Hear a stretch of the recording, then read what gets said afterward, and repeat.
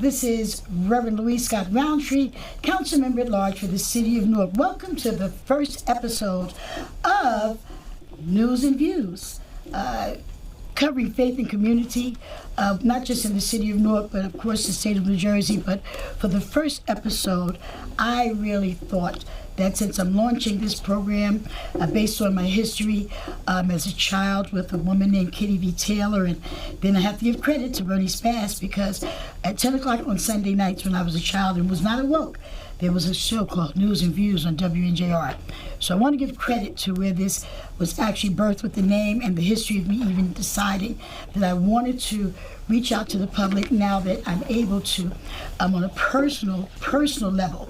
And I could not launch the first episode without bringing on this show the young man who now leads the City of Newark.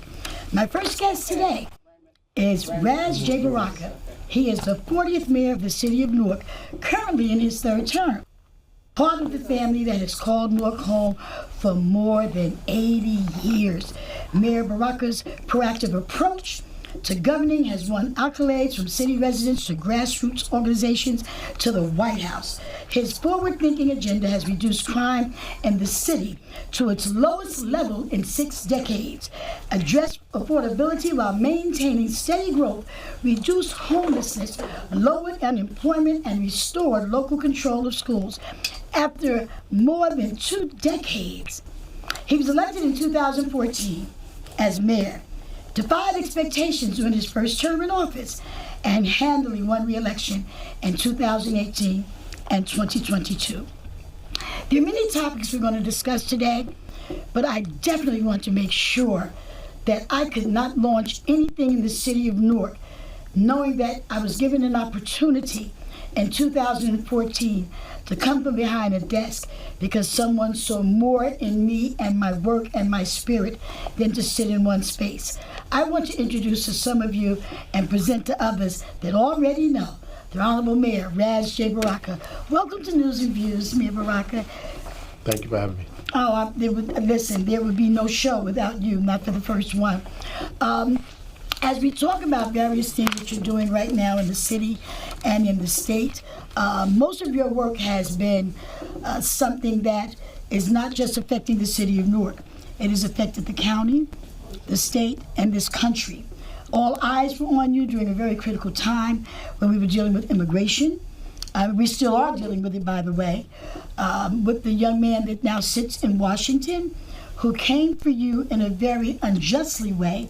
Of course, God took control and you were exonerated, and all things worked out in your favor.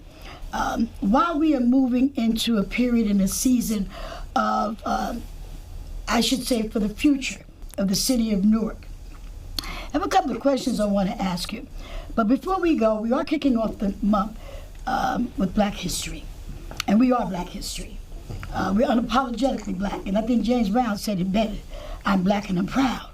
Of course, when you were elected, it wasn't about just being Black, it was about all people. And you have always been about humanity, but that does not negate the fact that we are proud of who we are. Most cultures are. I think we're the only ones that really don't understand that we should be. So while we're moving into Black History Month, I do want to, before we go into just a couple of questions, because I know we're going to be limited on the time, but you're my only guest today. And my next show, of course, everybody else going to have 2 guests, but you, sir, this whole show is about the Honorable Mayor Ras Baraka and your history. So can you just tell us a little bit about Dad and Mom and what even inspired you to want to go into government? Well, my mother and father were community activists more than anything, and artists, poets, essayists, writers, and my mother, actress, singer, poet, still. And, they did more cultural work than anything, and was also involved in helping Ken Gibson get elected, and then later Sharp James, and was involved in politics locally in the city.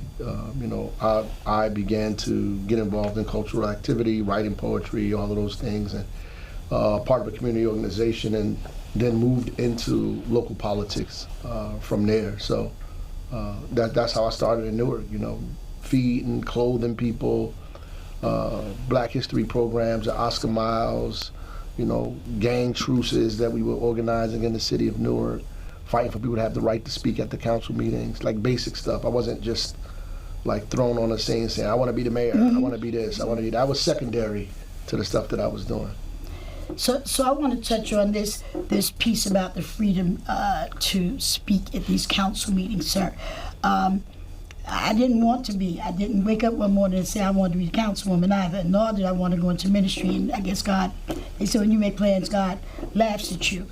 I sit in the council meetings now, sir, and I think it's very important for the public to know how that even came about. You've been an activist on many fronts. I can remember prior to you being an activist that during the school, there was some issues with schools that your dad stood on the front line of with Imperiale and school elections and school boards and school strikes. And here you are all these years later gaining back local control from something they took from us, that a fight that your father was in about something totally different, but it was about education. So here we are in 2026. You've assisted us in getting local control back, but that freedom to speak came from you. Well, prior to that, people used to be able to speak at the council meetings. Then they removed it. Mm-hmm. They took it away, and we thought that was wrong. Mm-hmm. That people had a right to speak at public mm-hmm. meetings, and so we petitioned to get it back. We tried to put it on the ballot. We weren't successful by putting it on the ballot. They gave us all kind of obstacles, but the fact that we raised it so vociferously and loudly through the work and the community, that they were forced to figure out how to bring the right to speak back to the council meetings. Actually, we had to go to court because I was arrested. I know. Yeah. And listen, audience, I want you to hear this, because while some of you do tune in to our council meetings, and the same people that we have fought for them to have the right are now, listen, I tell them all the time, say what you want, that's your time. It doesn't bother me when I leave. I'm like, thank you for speaking. That's not everybody's sentiment, by the way. But because I know that the moment that you're at that microphone, it might be your 15 minutes or your 3 minutes or your 2 minutes of fame, however many times you speak. But if you're saying something of some value, then that time was worth you allowing them to have. Yeah. Sometimes they use the platform for different purposes, and they're not always purposes that are pleasant. I've never agreed with people wasting time. And I've said it at a couple of the meetings that why would I waste my time using 3 minutes talking about something that's not relevant to help the people? Well, people, in my opinion, people can get up there and do what they want. There is no definition, and they do that. But I think the misnomer is that people think that, like, when they follow me, they're like, hey, this is how he started. It's not true. Mm-hmm. Like, I didn't just show up at council meetings yelling and screaming about anything. If I went to the council meeting, it was because of something that's very specific, mm-hmm. whether it was the right to speak, mm-hmm. Or the purpose of some substance. Very, very, not only that, but we was mm-hmm. trying to get something to take place, mm-hmm. get something to happen, not just go there and browbeat and talk about people and use it as an opportunity to grandstand. Even for a resolution. Yeah, to get something passed. Yes. To get something prevented, to get something pushed, which is what council meetings should be used for. Absolutely. Absolutely. It's people's platform for the people. Effective community engagement should include a mix of demographic, experiential, and open-ended questions. So some of these questions that I'm asking you about your engagement, about your history, and I really don't have enough time in this one show. I would have to probably do a series of 3 shows to deal with government, family, spirituality, community, because those are very broad perspectives, very broad spaces, and there's no way we could put that in 30 minutes. But what I do want to make sure is that in this program, some of the facts that need to be shared for Black History Month, with our African American mayor, when there's only one African American governor in the whole United States of America, which really makes no sense to me at all, but it is what it is. To not be invited to a governor's dinner. That's the news today. I think that with the Super Bowl that took place and Bad Bunny showing what he showed as the cultural presentation that he did at the Super Bowl. Those are the type of things we need, because that's what's going to actually hopefully wake up some folk so that we can see the change that we want to see, or be the change that we want to see. You lived on South 10th Street. Before you went to South 10th Street, I remember my mom having her house on one corner and Committee for Unified Newark down the hill, where St. Benedict's is. One thing that I am so proud of for you, Mayor Baraka, is that you have not lost your identity, what was instilled in you as a child by your parents, for you to know who you are, recognize who you are, not ashamed of who you are, not compromising your integrity. You are a man of integrity. In spite of what I tell folks all the time, y'all can make up something about me, but I'm not going to give you the gun to shoot me with. So I can appreciate whatever they say. What I won't do is allow them to say it about you in my presence. Your age group, you give hope to young men. People would say, well, if I'm 45 or if I'm 50, what could I say to an 18-year-old? You can say a whole lot to an 18-year-old, because we weren't always in government. Nia Force was a whole nother life. Is that correct? Can we talk about Nia Force a little bit? I mean, you could easily speak This to was organized. speak to your younger self. Well, Nia Force was an organization that started at Howard University, and you know, we came back to Newark and created a chapter here. And Nia is from the 7 principles of the Nguzo Saba, which means purpose, and Force was an acronym, Freedom Organization for Racial and Cultural Enlightenment. And we just really, we studied every Friday in my dad's basement. We held food and clothing drives. We gave food to seniors, to young people. We did Black History classes at Oscar Miles, you know, on Saturdays. You know, so we trained in Weequahic Park. We ran. We stayed physically healthy, you know, as much as we could. We went to all kinds of conferences and built alliances around the state and the country, for that matter. We were responsible for bringing together the Zoo Crew and Bedrock when they were fighting in the street to create a truce at that time. So we did a myriad of community work. It was, politics was the outcome at the end. It was not the primary reason that we organized. In fact, I would have never imagined, you know, in that phase of my life, being where I am in this phase of my life. But, you know, that's, you know, like you said, God has greater plans for you. But we organized mostly in the community and never came to City Hall and asked for donations, for money, for support. Never came to council meetings to cuss people out. We decided that that was their lane and this was our lane. Like, we were going to organize the people and take care of people in our community and raise the children and do the things that we needed to do to change the trajectory of our condition. And, you know, as a result of that, running for office became a part of it. So, something else I need you guys out there that are watching this to understand. When President Obama became the president, there were some African American people who stated, what has he done for us? When President Obama became the president of the United States, I explained to people, United States, not president of the black community, not president of just the black agenda. He was a so, I mean, it would have been nice if he could have invited you all for fried chicken and potato salad in Rose Garden and just had parties every week and had house music. And we know he likes Al Green because he sang them, you know, and we know he loved Etta James because he had Beyonce sing. And he did have a few parties at the He White did House. have a few, but he couldn't just turn that into, you know, like what all for just us because he was the president of the United States.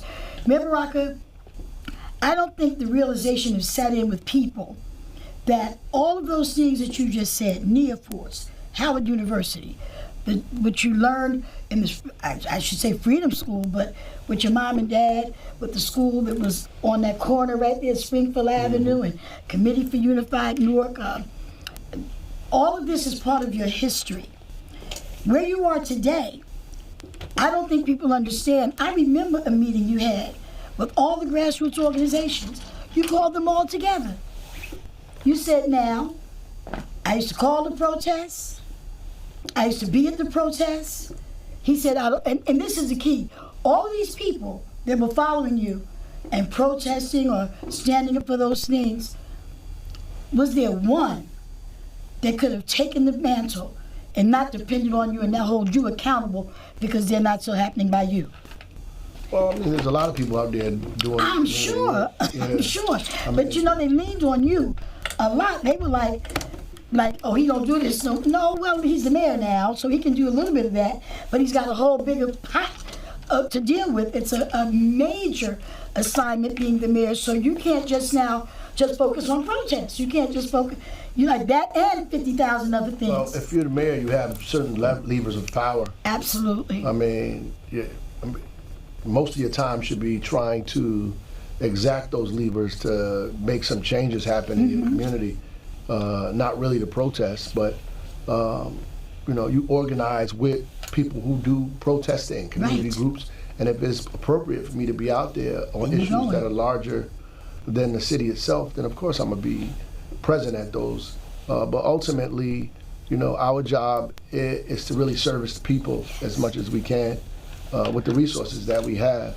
And some people are gonna agree with you, some people not. I mean, you're not gonna do everything that everybody agrees with. I mean, the point is you have to do what you think is right and what allows you to get up and keep going every single day. You gotta do that. And if you're trying to please everybody, then you're gonna please nobody. Right, the objective is to lean on your values, your principles, to listen to people, and come to your own conclusions eventually and get the things accomplished.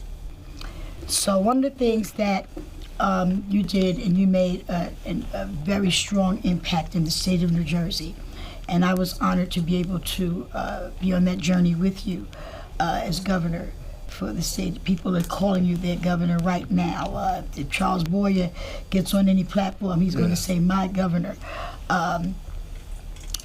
You ran for mayor in 1994, right? Am I correct? No, you was 24 years old. 1994.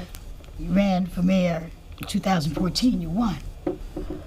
You ran for governor, and you still won because they did not expect you to accomplish all you accomplished. You are a father, you are a son, you are a husband. And along with balancing all of these other things, I don't think that people that are not in you, because if they're not in your seat, so they can't feel what you feel. That they don't know how you have to balance family and how your children are sacrificed because you're so concerned about the 400,000 residents. You got to find a way to make sure babies are okay, wife's okay, the city's okay. With all that being said, there are some nights that you probably have had some very restless nights, concerned about the people and at the same time trying to keep issues in your community taken care of. But I say today on this show, this first episode, you're working on a series for the Black Agenda. And I told somebody one day, they said, well, when we first started, what is the Black Agenda? I said, what is Project 2025? I said, because it was a whole book, and while people were, I don't know if they thought it was a comic book, I don't know what they thought, because everything that was written in that book, in Project 2025, all those things are being carried out. Right.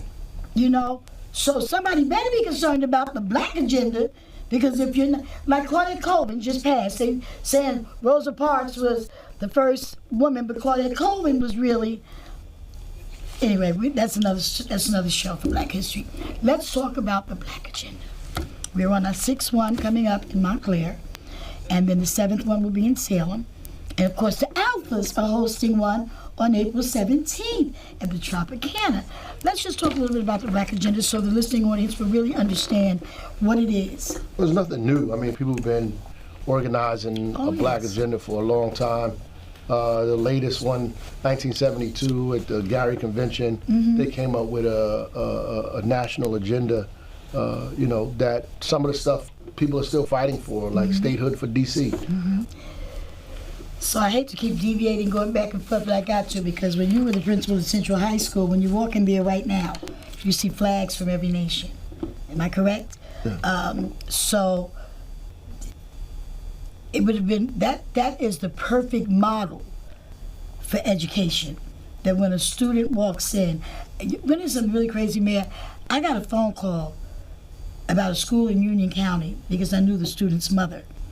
And she says, I need you to go over to school because the blacks are fighting the Haitians. And I said, huh? Like, do they all know they black? Like, what do you mean the blacks are fighting? Like, who is the blacks that's fighting?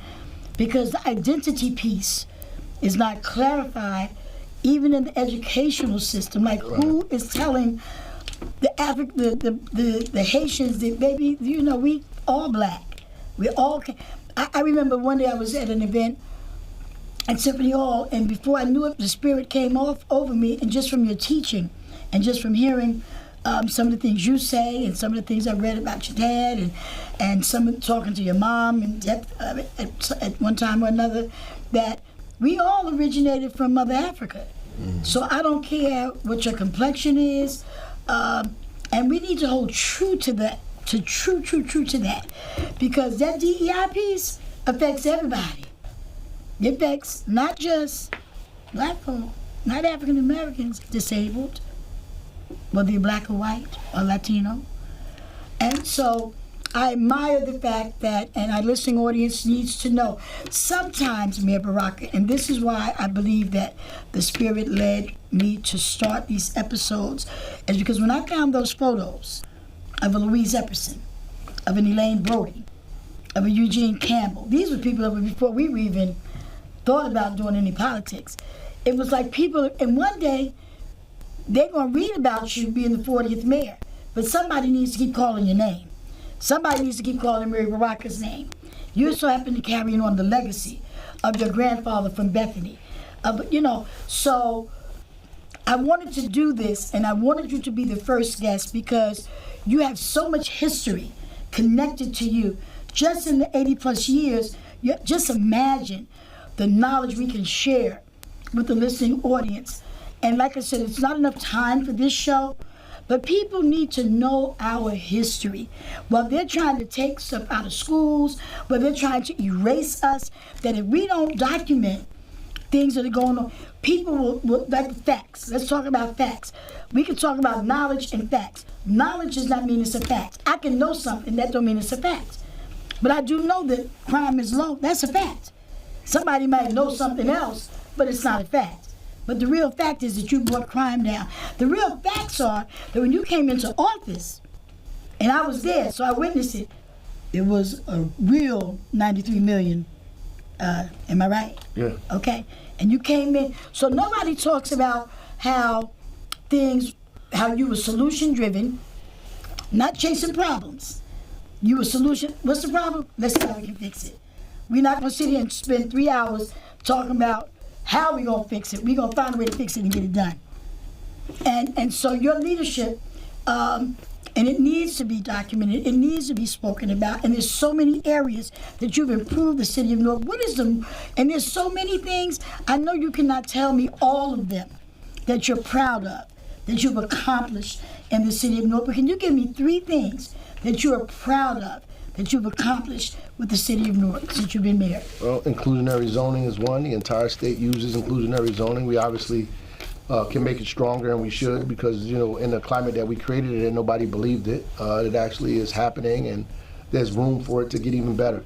The reduction of violent crime in the city all the way to, hasn't been as low since the 1950s. So we are incredibly proud of that. The fact that we are turning folks who were once on vouchers into homeowners, that's important for us as well in the city. And there's a lot more to do. You know, we changed the skyline of the city, and we're going to continue to do that. Continue to build affordable housing and putting wealth in the hands of the people here.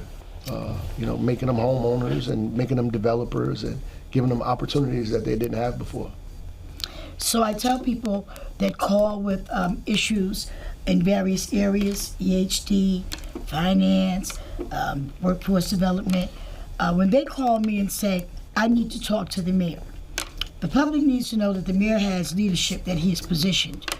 He has directors that he's positioned. He has managers. rather than bombard him, and he's willing to take anything you have to say when he sees you, he will take it, he will answer it, he will make sure that he takes it where it needs to go to be resolved.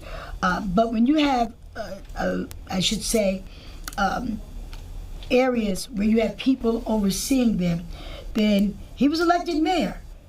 But if they're not doing what they need to do, and he has to answer all the problems, he has to do all of the VHC, he has to do all the finance. He's entrusted this work into people's hands that were hired, qualified to handle these things. I tell people, well, if the mayor got to do it all, then he might as well just sit at his desk and fire all the directors, because he has people to handle those things. A lot of people think that you're a magician. They want you to handle everything. They know you care.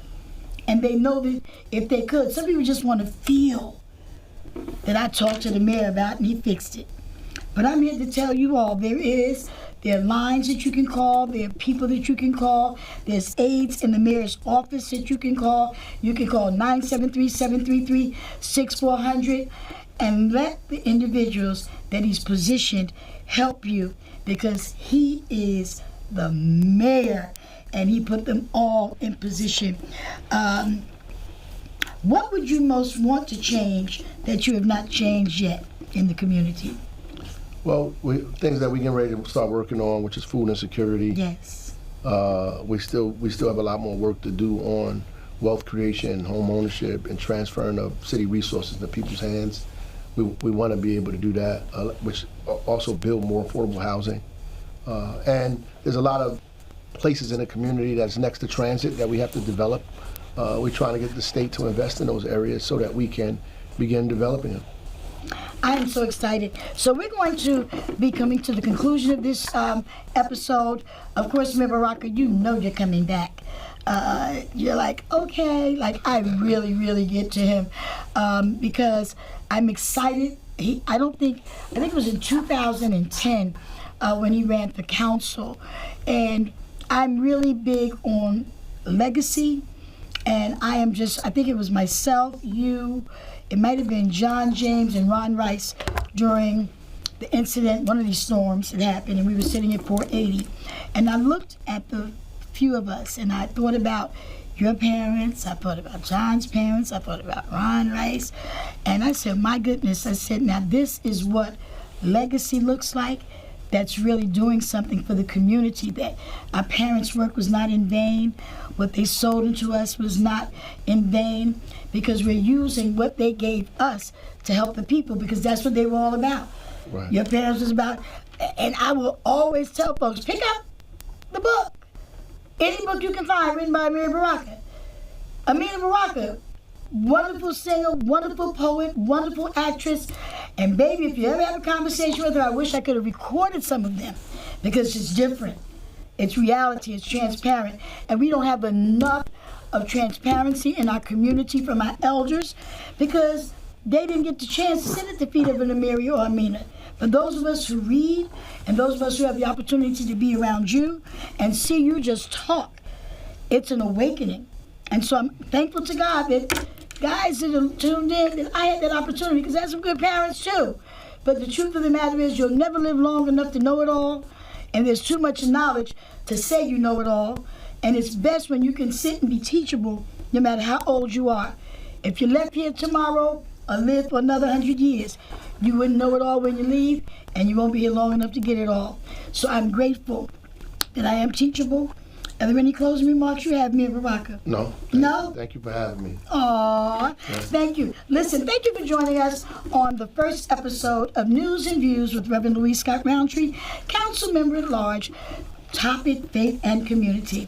Come and join us on our next episode, episode 2, where our guests will be the Honorable Imam Daoud Haq and Reverend Aisha Marable. She is Community Engagement for NJPAC, and Imam Daoud Haq is our guest because we're moving into the season of Ramadan.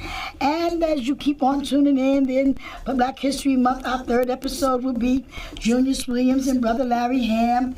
And then we'll have Workforce Development. We've had a whole list of guests coming on. Women's History Month is going to be amazing. Thank you once again for joining me. And make sure you make all of your years your best years. God bless you.